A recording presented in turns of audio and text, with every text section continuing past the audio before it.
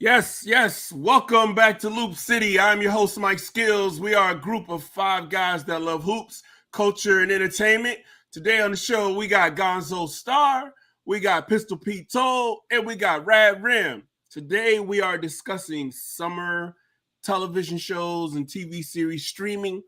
And I'm going to go around, and everyone's going to highlight a show that they watched this summer and that they recommend or don't recommend. So it's only one way to find out. So tune in. We're gonna dive in, give you all the info and everything you need.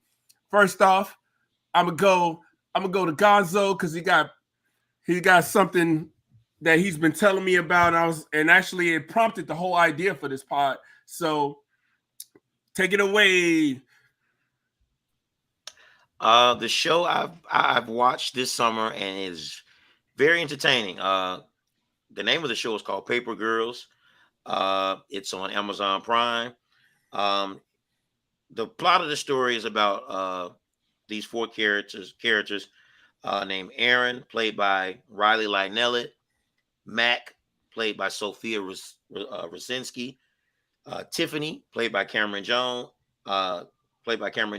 and KJ, played by Fina Straza. These four girls are they're paper girls on this paper route, and they're going early in the morning before the sun rises, and they're terrorized by this bully. But in the process, which they have no idea about, there's a time war going on in the galaxy, and some people are jumping time. So is these people, a group of people called time warriors that are over time, and the object is to go back and get these people who are in the wrong time period.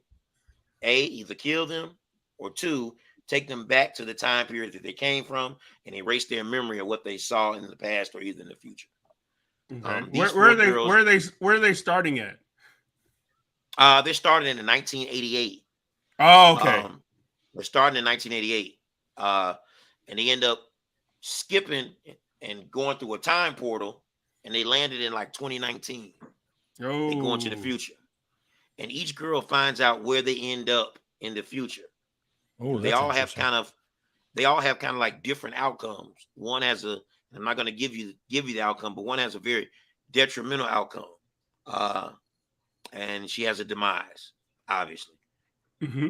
Uh, so what they do is they end up finding a way to go back in time, but they end up going back in time and they get captured. And they have an opportunity to go back to the actual time that they're supposed to go to, but there's a twist to it because this time soldier believes in one of the kids' future, and they believe one Mm. of these children could possibly save the outcome for the world, but also save the outcome for one of the girls who ends up dying in the future.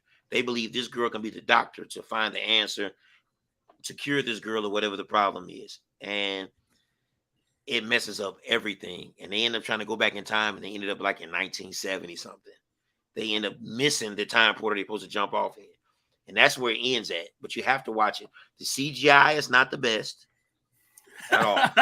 No, because the CGI is kind of like I'm gonna say it's Amazon Prime-ish. You Okay. can't expect too much from the CGI, but overall, the storyline is great, and it's great to see how all the girls, how finding out all their different outcomes, how they kind of gel together as sisters. Because in the beginning, they kind of have a problem they kind of hate each other in the beginning, but how they kind of grow a bond and they start trying to seek solutions on how to fix each one's problem. Great, When they go to a the great different series. eras, do they have anything that's like specific to that era, like that changes? Like if you're in the 70s, is it like people that dress and act like the 70s and stuff like that, and they have to like kind Yes, of it's blend in 70s and figure out? cars, it's Cool. 70s cars, 70s housing, 70s clothing, it's 1988 clothing. When they go to 2019, things are totally different. Like these cell phones and things that they have never seen before. They're Okay. surprised to see those outcomes of those things in the future.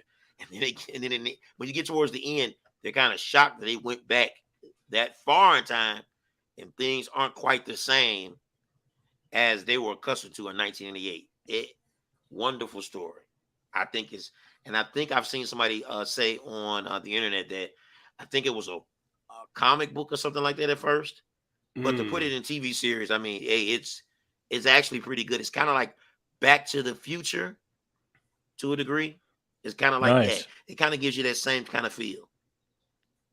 I think I like that because Back to the Future is one of my favorite all-time movies. So I'll Yeah, have to same here. definitely check that out. Yeah. How Yeah, many great episodes TV is program. it? I think it's 8. I think it's 8 episodes. And how long I are think they it's 8 about? episodes. Like if I wanted to binge it this weekend. It's like 47 minutes an episode, 45, 47 minutes an episode. Oh, okay. So I Oh, could that's do perfect. that. That's easily Yeah, able Mhm. to do that. Where can you very good stream it series. again? What? I'm On sorry. Amazon Prime. Wonderful. Okay. I love it. Note to self: subscribe to Amazon. Yeah, it's good. If you had to rank it out of 10, what would you rank it as? Storyline is great. The CGI is a little cheesy. And it's not like it's CGI throughout the whole movie, but they have it like in spots. And that's not the best because you can tell like they did this with maybe probably a small budget. It's not like a huge budget where they can go all out. But overall, with storyline, the way the actors played their roles, I'm going to give it an 8. Okay. I'm going to give it an 8 easily. Okay. That's worth checking out. Paper Girls on Amazon Prime out now. All right. Well, now I'm going to move on and we're going to go to Pistol Pete. I'm going to ask you what caught your eye recently on streaming? So mine is also available on Amazon Prime. It's The Terminal List, which stars Chris Pratt. Everybody knows Chris Pratt from Guardian of the Galaxy, Jurassic Park, or Jurassic World franchise. The Terminal List is 8 episodes. They run about an hour long each. It's based on the best-selling novel by Jack Carr, which was released a couple years ago. The plot of the show is Chris Pratt stars as Lieutenant Commander James Reese. He and his team of Navy SEALs embark on a covert mission to take out a high-level target in enemy territory. While there, things go very wrong and his team is ambushed, leading to Reese surviving and wanting to find out answers as he returns home. Not only returning home, but he returns home with conflicted memories of just what happened during that mission. Then James Reese begins to put together a kill list of those who he thinks is responsible for the ambush. To me, the Terminal List was a mix up of the Jack Reacher movie, the Jack Ryan series also on Amazon Prime, a little bit of Mission Impossible, and then small bits and pieces of the Bourne Identity, kind of all weaved into one. Oh, wow. Each episode basically dives deeper into the mystery surrounding the initial ambush mission. And along the way, James Reese kind of has help from a female journalist that's also investigating what happened just in that mission, and then a couple other things that happened throughout the Navy SEALs time, throughout other missions as well. Basically, James Reese uses flashbacks of like kind of moments throughout pre-missions and during the mission to try to piece together info. He's able to use those flashbacks along with, in present day, his lethal skill set as a Navy SEAL to get the answers that he wants. You can kind of, get where I'm going with that as far as what his skill set is. Okay. As a good mix of shocker moments, because there's a few in there where you're like, wow, I didn't see that coming. A lot of combat action scenes, fight scenes, as far as war scenes, things like that. Mysterious motives are revealed along the way. There is a major plot point that gets larger as each episode goes on, and then it makes sense about halfway through. And then you're trying to figure out how that happened as the series comes to a close. Some of the other notable characters in the show is Taylor Kitsch, is his friend in the show. It's kind of helping him. He started Friday Night Lights, was in True Detective season 2. The journalist is Constance Wu, which was in Fresh Off the Boat. And then you've also got Riley Keogh, which is Elvis's granddaughter, and she was also in Mad Max Fury Road. She plays Chris Pratt's wife in there. Closing out, my overall thoughts, I thought it was a fun action series that just kind of builds off that simple formula of both action and revenge, the tried and true formula. And then it's a good series to kind of check out that keeps you engaged enough from episode to episode to keep you locked in for that final reveal. There is a twist to it. I think if they could do another season, they could do it like kind of like a prequel season prior to that mission, just kind of how James Reese came about being the lieutenant commander, things like that. And work it kind of like that Jack Ryan series that was so successful previous. Closing out, I rank it a 7 out of 10. Okay. Perfectly enough for a weekend binge. The only reason I knocked it down a little bit is because they did focus some on the journalistic side and like kind of scoping in on that more so than some of the action stuff that I like in a show and a movie of that caliber. But you kind of had to get the journalistic side to get the other piece of the story where the twist falls in. So it made sense. Just I would have, for my personal preference, would have went a little bit more actiony, but 7 out of 10 nonetheless. Excellent. So be sure to check out the terminal list also on Amazon Prime. Jeff Bezos need to give us some money. We shouting you out twice today so far. Break that, run me my money. Or run us our money. We need this. Appreciate that, Pete. Now we're going over to Rad Rim for the finale.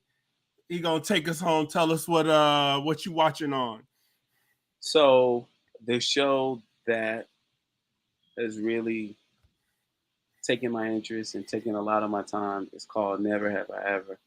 If you know me, I'm a sucker for those coming of age type stories. I really loved American Pie, Superbad, and I'm kind of dating myself now, from the 80s. I really enjoyed 16 Candles because I have a big sister who's like 11 years older than me, and that was like the movie to watch. I guess that movie was what Clueless was to people in our generation that kind of grew up in the 90s. So I kind of stumbled across this show. I saw the trailer when I was watching some show on Netflix. It was probably on my block. Because I really don't watch Netflix like that. And this show has given me a reason to keep my subscription to Netflix. What I like about it is it's based on actor. Her name is Mindy Kaling. I think I'm saying that right. She's an Indian actress. She was on The Office. She was also a writer for the show The Office. She was in 40-Year-Old Virgin. She's been in quite a few films and TV shows. But this is loosely based on her. And the main character in the show is an Indian girl, and her name is Devi. She comes from this strict, affluent Hindu family. And what I love about it is the diversity in the show. We've heard and we've seen shows with that are very similar in nature as far as coming of age, but we haven't really seen it from an Indian perspective. And that's what I love about it so much, because now Hollywood is opened up and they're showing how similar we are as opposed to how different we are. Yes, Indian kids, white kids, black kids, all type of kids from different backgrounds, they go through the same things. They go through puberty. They have raging hormones when they're in high school and they want to have sex. And what was so intriguing about this show to me was the name. The original name of the show was Never Have I Ever Had Sex with Paxton Hall Shinoda or something like that. Noshita, whatever. And you find out. So basically, it's about this girl who is a nerd. She's a geek. She's very socially awkward. She's also in a race, in competition with another classmate to become valedictorian. But in every other aspect of her life, well, in her dating life, her romantic life, she just sucks. She hangs with a group of girls. They're just as equally nerdy as she is. They're all virgins, all wanting to experience sex. So the show starts off without giving away too much. She likes this guy Paxton, and she basically offers him her virginity. Paxton is a jock. He's real into himself. He always seems frustrated. But as she gets to know him, she finds out she finds out that there's more to him than him just being this good looking like jock. And the most recent season, the one that just ended, was season 3. It was pretty good. I was entertained. I don't think it was as good as season 2, but it was still good because the overall theme of the show is self-love, loving yourself, Mm. loving who you are. And I think it was relatable to me because I think she also plays in the band. She plays the harp. And I played in a band when I was in school too. And there's always a stigma with that. I don't think I felt cool until I got on the basketball team. I think like I was considered that band geek, that band nerd, which is what Davey is. But the theme of self-love is a strong one. And I also learned a lot about more about Hindu culture. And a lot of the Indian and Pakistani friends that I have, they're Muslim. They're not Hindu. I think I have maybe one friend who was Hindu and he's not practicing anymore. So it was really interesting to see how they infuse so much culture into this show. Like I've never seen as far as an Indian character. And the beauty of that culture and the people. There are some really hot Indian women on this show. And the main character and the main character, I think she's going to go far. She's actually Canadian, but she's so beautiful. She totally nails this role. I mean, totally nails this role. And the show also has a good, if you want to call him that, wink, wink, antagonist. And his name on the show is Ben, played by actor Jaron Lewison. I think he's fantastic. I think he's a fantastic actor. And you see a lot of guest appearances. Common is in season 2. He did an excellent job. I love seeing Common as an actor. John McEnroe is on the show in a certain aspect. So you get some surprises here and there, but I highly recommend the show because it's a good combination of drama, comedy. It's just overall, I think it's a really good show. And I would definitely recommend it. If you have Netflix, you should check it out and thank me later. All right. So Never Have I Ever on Netflix is Rad Ram's pick. We got some good picks, man. Got a good variety. Some espionage, got some time travel. We got some coming of age, self-love stories. I actually have a show, and y'all gonna bust into tears when y'all hear the show that I've been watching. But Hold on. Before you ask that question, Byron, what did you rate on a scale of 1 to 10? Oh yeah, we almost forgot Sorry. that. Thank you. On a scale of 1 to 10, overall, I'm going to give it an 8 or 9. 8 or 9. Okay. And that's only because I thought season 1 and 2 were flawless. Season 3 was towards the middle. It was a little all over the place. I'm like, what are you guys doing here? And then how it ended was like, wow, perfect landing on season 3. But I'm gonna say a 9. And Have you happen to see, because Mindy does another show that's called The Sex Lives of College Girls that's like hilarious. It's only got 1 season, but it sounds like a similar kind of concept because there's there's kind of a similarity there with kind of how she does her comedy and the characters she creates. So I'll definitely be interested to watch that. I've been trying to get Coach Matt. Shout out to Coach Matt. He couldn't make it on the show. I've been trying to get him to watch it. Mm-hmm.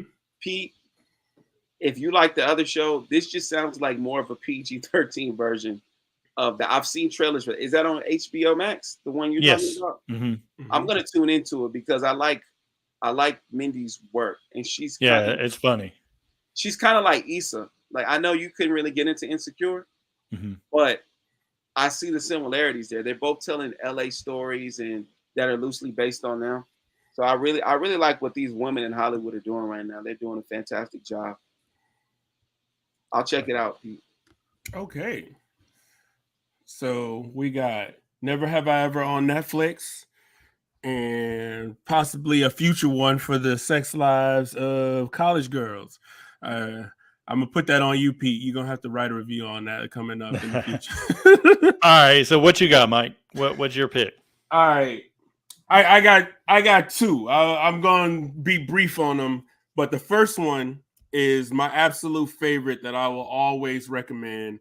My favorite comedy right now. It's called What We Do in the Shadows.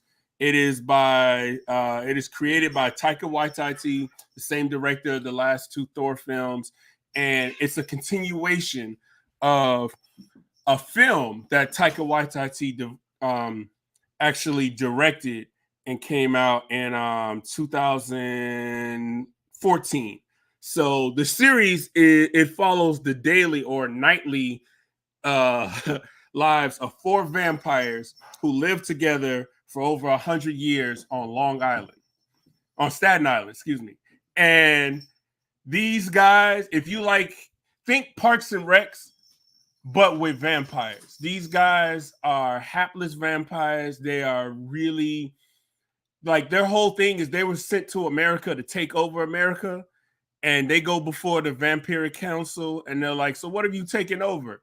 Well, we got this house, and we got the yard. Like, to give you an idea of how they're just almost if they were stoners but vampires. They just sit around, squabble amongst each other. They go out, try to stalk people. They talk about their relationships and dealing with past experiences from 500 and 600 years ago. And it's hilarious. And one of my favorites is they have a familiar, which is basically the human gopher for a vampire that can go out, find them victims, get them things that they need, do work around the house. So when the house starts falling apart, the sun rays aren't coming in there and vaporizing them during the day. And their familiar is a guy named Guillermo. And there's a twist on him as to why he's the perfect familiar, but also could be potentially dangerous to them. And it comes out on FX every Tuesday, but the episodes are up for streaming on Hulu the next day. It's currently on the fourth season. It's already been renewed through season 6. And each episode is like 20 minutes. So you can power through it really quick. You can binge a season in an afternoon and not miss a beat. And it's just hilarious. And if you love vampires or the vampire genre, there are cameos from vampires from various other films and other properties. So you see Tilda Swinton pop up, you see Wesley Snipes pop up, you even see Dave Bautista pop up in the episode. Like, yeah, it is star-studded. It's well written. It's got a lot of dry. No, I'm not. Dave Bautista and Wesley Snipes show up, and Wesley Snipes. And actually, the funny thing, Wesley Snipes is on a Zoom call, and they're like, Wesley, can you speak up? I think he's having trouble with his Wi-Fi. Yeah, he got the cheap Wi-Fi. And then Wesley comes in, it's like, nuh-uh, my Wi-Fi is not cheap. This is something wrong with y'all Wi-Fi. Like, bro, it's a trip. It's absolutely hilarious. And the way they do the gore and violence is so random that it comes off hilarious. It's almost, I mean, if you know Taika Waititi's style from Thor, from Jojo Rabbit and things like that, you know his style of humor. But I think you guys would really like it. As far as a rating, I got to give it a 9 out of 10 simply because I go back and I rewatch the episodes over and over and they just crack me up. Like the goofy stuff that they do. Like they have one vampire that's, and this isn't giving away too much, but he's a emotional vampire. like he feeds off people's emotions. Like how there's somebody in the office that's always like wanting people to pity them. That's him. But he actually gets powers and gets strong from people feeling sad for him. He walks in, it's like, yeah, my cat died this morning. I was thinking about not coming in to work. Yeah, my wife left me. She cheated on me with my best friend, and he's just making up stuff to get people's sympathy, and he's feeding off. Like, it's insane, man. And overall, I rate the show a 9. What We Do in the Shadows on FX/Hulu. And the other show I'm watching, which is gonna make y'all laugh, is a personal. It's not even a guilty pleasure. It's a pleasure. It's The Bachelorette on ABC. And yes, and I'm looking at man. Yes, and I knew y'all was gonna have that reaction. That's why I saved it for the end. Yo, Pete, And Pete, hold on. I gotta interject. I'm sorry. Him and my mom got me watching this show now. I never watched one single, like, none. Not more than 5 minutes of an episode. What was it, 2 seasons ago? Yeah. So He let got me watching it. I'm like, Mike, I'm auditioning. That's why I'm working on my body right now. That's why I'm in that gym. I recommend you auditioning. Seeing the people on there, it's like, bro, you can be on there dating the most beautiful women in the world and getting paid for it. Getting a little, well, not paid, but you get to travel and per diem and stuff like that. But I'm gonna tell you why I'm into this show. So a few years ago, actually in the pandemic, they had the first Black Bachelor, and I was excited about that. I was like, yo, let me see that. So I came in and I was like, let me see what this is about. Let me check this out because I had never seen the show. Ever since then, I've been hooked. And it's funny because my Hulu, before I even log in, be like, new episode of The Bachelorette for you, Michael. Are you sure you want to get caught up? So let me tell you about this season. So this season, there's 2 girls on the show. It's Gabby and Rachel, and they were 2 of the 3 finalists on the last season with this guy named Clayton, who actually was semi-pro, was a semi-pro football player. He actually got a cup of coffee in the NFL. Dude was like 6'6", like 2 in a 50, 250 a large. You know what I'm saying? Like, just a big dude. So anyway, that series got down to the end, and they have this thing called fantasy suites. And in the fantasy suites, you and the person you're dating can go up in there and you can have some intimate time, and the camera's got to turn off and go away. Well, this is notable because Clayton was intimate with with Rachel and Gabby, and the third girl, he admitted that he was intimate with them 2, and she was like, oh no, I'm out. And she left, and they got into a big thing. They left the show. So then Clayton confessed that he was intimate with both of the girls, and they was like, nah, bruh. Nah, we not down with that. So funny thing is, Clayton ended up bringing the third girl back, and now they dating in real life. So this season, Rachel and Gabby have teamed up, and initially they had a whole pool of like 30 men that they were choosing from, and there was a little overlap. So I'm laughing at it because one dude be like, yeah, I'm really into you. I feel like we could have something special. And then 2 minutes later, he's saying the same thing to the other girl. And I'm like, how is this going to end? This is not going to end well. Like, everything you do in the dark comes to the light. Somebody going to find out. This season has been full of twists and turns. There was one dude that was lying behind their back talking about, man, these 2 girls are average. If you can see my ex is smoking hot. These 2 girls are like 7s. Like, anybody that marries them is gonna be a downgrade. So he was saying that around all the dudes, and the dudes dimed him out. They walked him out the show. He was like, "What's going on?" They're like, "Nah, you need to leave. Like, we're not even waiting to the rose ceremony. You need to leave the show, sir." And they kicked him off. So it's been very entertaining.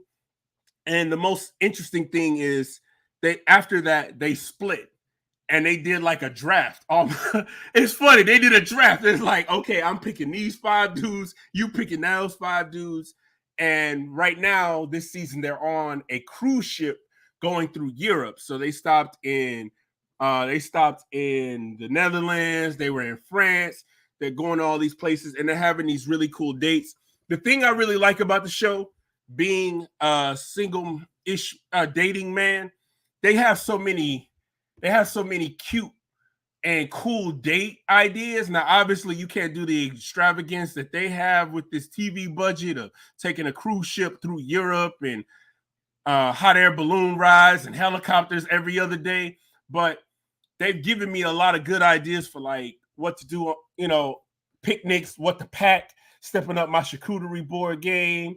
They have like spa days and things like that. So the romantic in me is watching this show and I'm like taking notes. Now the ratchet individual in me is watching this show like, oh, here come the drama. And let me get my popcorn. Let me watch this. Because it's that wild. Like one moment you're like, oh, that was the sweetest day ever. And then they walk in the house and one dude is tripping like, nah, man. She told me she loved me and now she chose that dude on a one-on-one date. I don't want to be here no more. So I'm recommending. So The Bachelor, it has a really low rating. The Bachelor and Bachelorette, I'm gonna give it a 5 simply because it's entertaining. It's not for everybody. It is very if you like drama, you're gonna love it. If you hate drama, you're gonna hate it. If you like romance, you're gonna love it. If you don't like romance, I ain't got nothing for you. Like, you don't like romance, how you think you got here? Like, you wouldn't exist otherwise. But or I mean, hold on. yeah.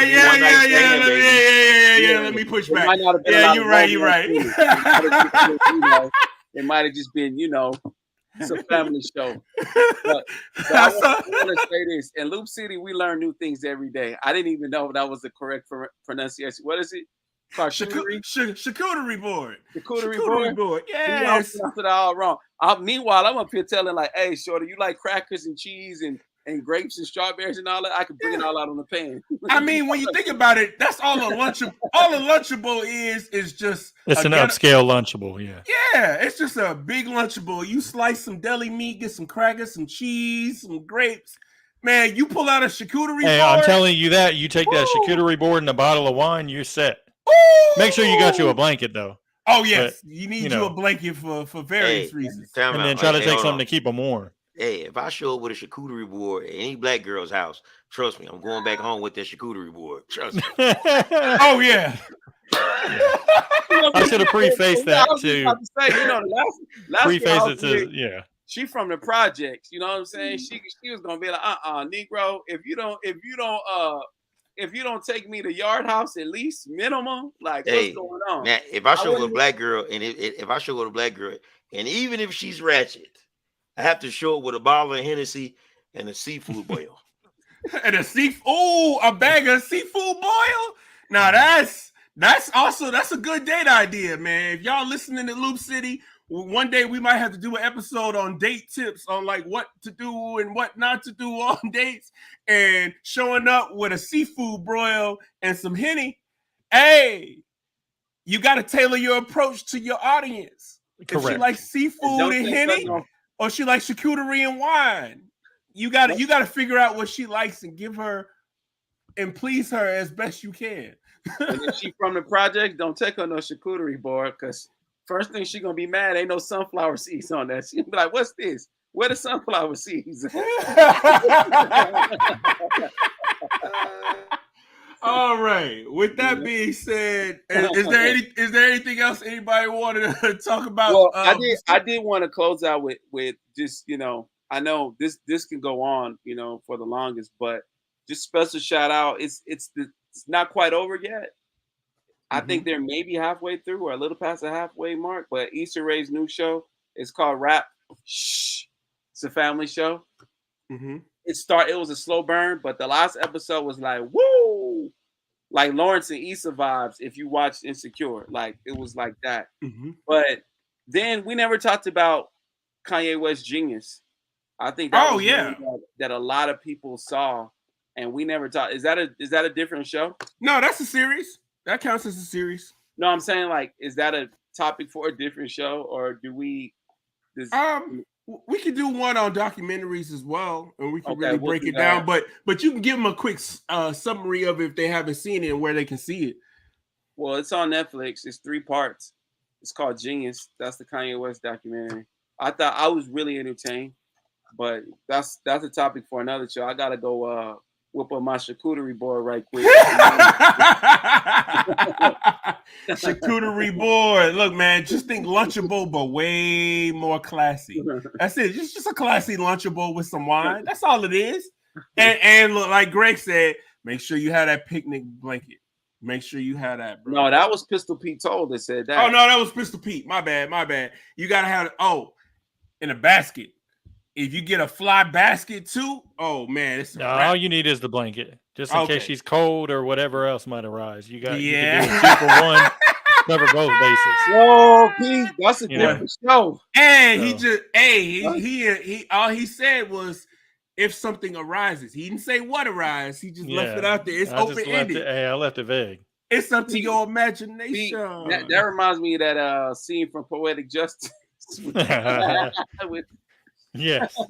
There you go. Perfect. All right. Yeah. Well, let me go make my charcuterie board. And that's your new nickname, the charcuterie rag. And if you're dealing with a real ratchet chick, you talk about charcuterie, that might be her cousin. She'd be like, look here, Negro. Don't be bringing my cousin charcuterie up in here. How you know charcuterie? Let me call charcuterie right now. Well, scandalous. You scandalous, man. With that being said, everybody on here, including Pete, that had them a project chick. Even Matt had a ratchet ghetto girl. I mean, that was one of my favorite songs by the Big Timers and Juvenile. It was like, give me a project chick.